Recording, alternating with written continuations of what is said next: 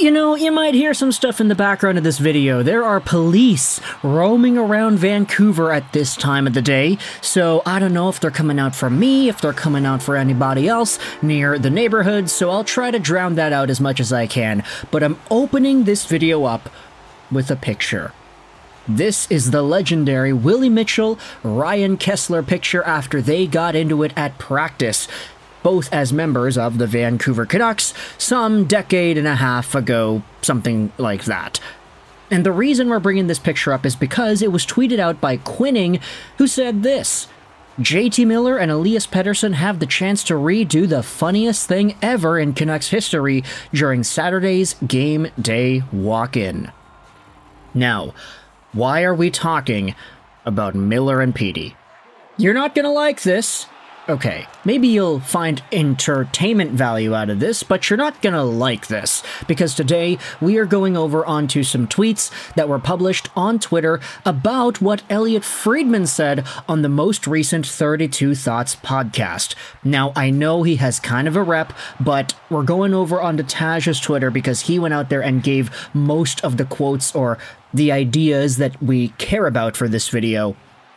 This is what Friedman said about JT Miller coming back into the Vancouver Canucks locker room earlier this morning. I think he has to bend, and the other guys have to bend. Everybody has to bend a little bit. It's like a podcast. You have your talents, I have my talents, we have to bend them together to make the podcast good. Now, this is a very strange comment and a very particular thing that is cryptic in a way, but also kind of telling.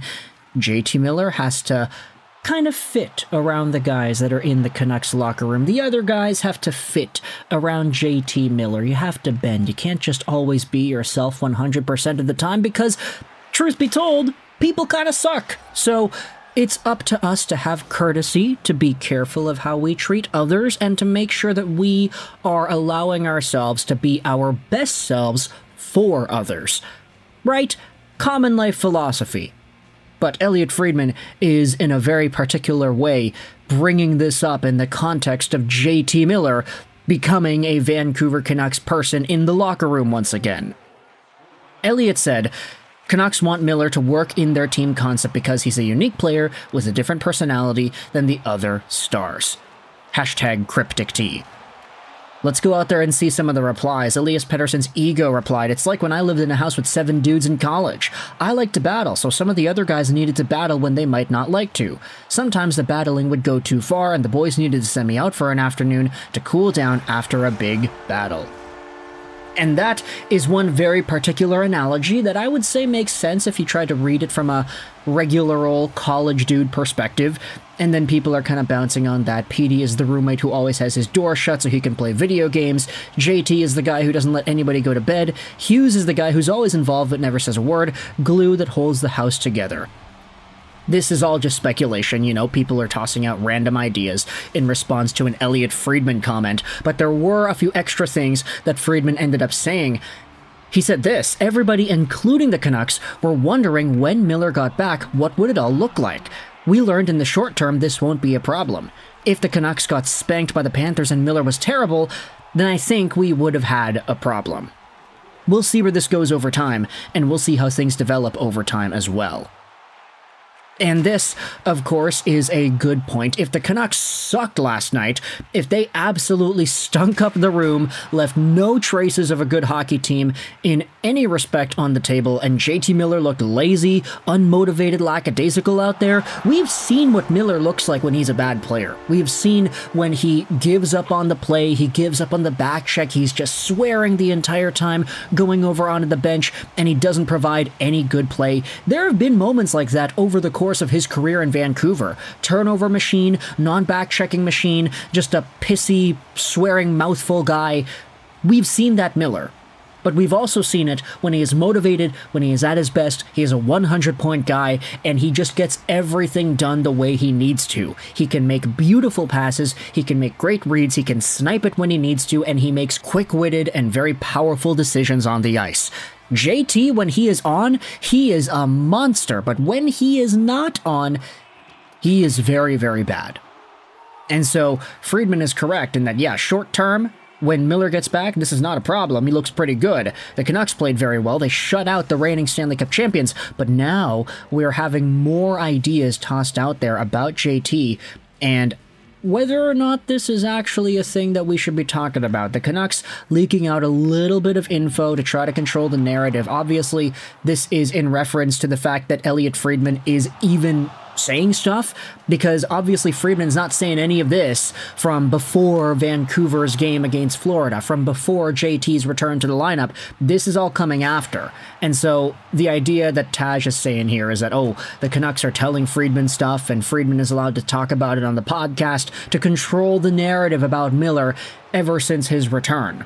There were a few extra replies here. Savage that they got Friedman on the story the same day as Miller's first game back. They didn't even wait a week. The overanalyzing about anything JT Miller from you and Taj is getting hilarious. And I think the reason this comment is being made, and the reason it's important, is because honestly, like, the only two guys that are really talking at length about JT in this JT versus PD sort of angle is these two, Chester Mang and Taj. They're tweeting out a lot of stuff about Miller, a lot of ideas or quotes that kind of paint Miller in a somewhat negative light, and this is expanded upon even further by some of the other things here. After the Elliotte Friedman podcast today, it seems like JT had some incident or a boiling over point within the organization. Elliotte is hinting at teammates, and in response to that, the team plus JT figured out that some time away would be good. JT, though, is so good as a player that they're going to keep trying to figure it out. Hopefully they can figure it out. The Canucks do need a guy who's a blank. The rest of the team is notoriously passive and borderline soft, but it seems like some bridges need to be mended. But I think we can stop pretending this was some act of bravery or a mental health issue or whatever. And, you know, I mean, there are people going out there and speculating as well, but you also have yourselves this tweet by Ian, which I do think is pretty fair in this respect. It feels like the worst kept secret is that Miller and Petey are not friends. Fist fight with Tocchet? No, we're not going to go out there and talk about that. But ultimately, expanding upon this, there were some other ideas tossed out by Taj. I'm sensing a common theme here over the past 3 weeks from 4 different people. And this, of course, was from earlier this morning. He tweeted out a bunch of quotes from different media members. You had Biz Nasty from the Spit and Chicklets crew talking about how Elias Pettersson is stepping up when Miller isn't there, and there are also trade rumors about Miller. He mentions the Canucks have to do something if Miller comes back and the dynamic in the locker room doesn't work because it makes Elias Pettersson uncomfortable and not the same player. He also had this comment from Satyr Shah from about 2 or 3 weeks ago-ish. Miller on Pettersson, does it ever get to a point where these players can't coexist? I guess that's possible when you have players of that stature that don't mix, but I don't see that necessarily being an issue as we sit here today. We know these guys aren't necessarily best friends. Furthermore, there were some comments from Halford and Bruff. Jason Bruff said this on the radio a few weeks ago as well. I think it's been pretty noticeable that Petey has seemed a lot happier lately. Those guys have admitted that they've had to work on their relationship. I've been wondering more and more this season and lately if this is tenable over the next few years. And then you had this, Elliotte Friedman speaking out about it earlier this morning, that everyone has to bend, Miller has to bend, the players in the Canucks locker room have to bend.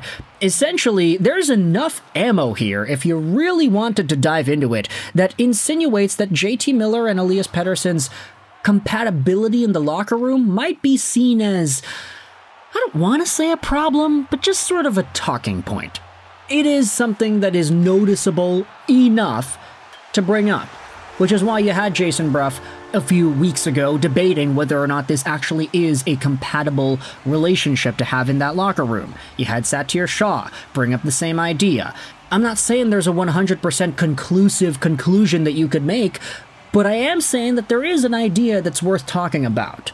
Which is why we're making this video, going over the Elliotte Friedman comments about Miller coming back into the room, and it's why we're going to open the floor up to you in the comments section. I want you to let me know your thoughts in the comments as to whether or not this entire thing really is worth talking about. Whether or not Friedman is onto something, or whether or not Satyr Shah or Jason Bruff or any of the other guys are building towards this idea, maybe not consciously, but just kind of spreading it out there to the point that we can respond and react in the comments section of YouTube videos, because ultimately these are 2 of the best forwards on the Vancouver Canucks, and if there is some sort of a thing going on that we are not aware of, does it make sense to start bringing it up? So I want you to let me know your thoughts in the comment section below. If this entire thing is the solution, what are your thoughts on JT Miller's return and Elias Pettersson's presence on the team? Of course, none of us are in the locker room, but what are your thoughts about how everything has been reported so far? Comment section is your floor. I hope you enjoyed this video. And bye.